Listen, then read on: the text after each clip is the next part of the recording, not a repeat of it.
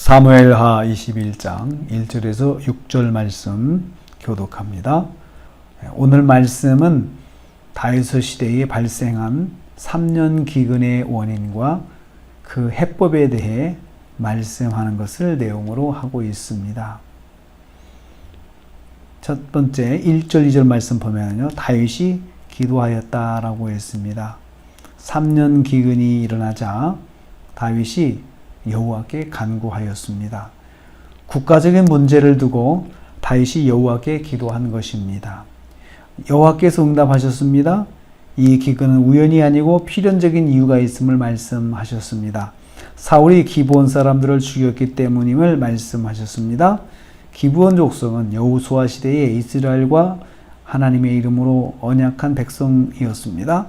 그 후로 기브온 족속 이스라엘 공동체 안에서 물을 기르며 나르는 일을 하며 살았습니다. 이러한 약속, 하나님의 약속으로 살려준 기브온 족속을 사울이 해하였습니다. 사울이 그들을 학살하였습니다. 그래서 공동체 안에 3년 기근이 일어나는 것입니다.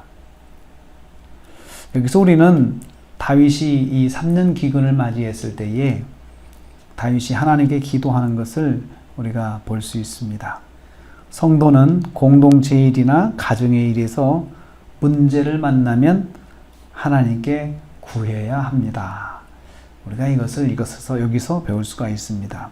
두 번째로 다윗이 기브온 사람들을 불러서 물었습니다. 3절과 6절입니다. 하나님의 음성을 들은 다윗이 기브온 사람들을 불렀습니다. 내가 어떻게 속죄하랴고 물었습니다. 어떻게 해야 기브온 족속의 상한 마음을 치유할 수 있을지 당사자들에게 물은 것입니다. 기브온 사람들은 이 문제가 사울의 집과 기브온 사람들과의 문제이므로 무고한 이스라엘 사람들을 살해할 수 없으니 자신들을 학살한 사울 가문의 사람 7명을 내달라고 했습니다.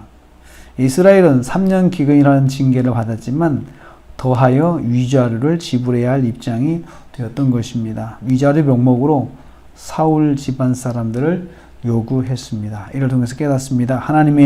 하나님께서는 죄에 대한 징계와 아울러서 죄에 대한 배상의 징벌을 내리시는 것을 볼 수가 있습니다. 세 번째로 다윗이 기브온의 요구를 수용하였습니다. 6절 후반부입니다.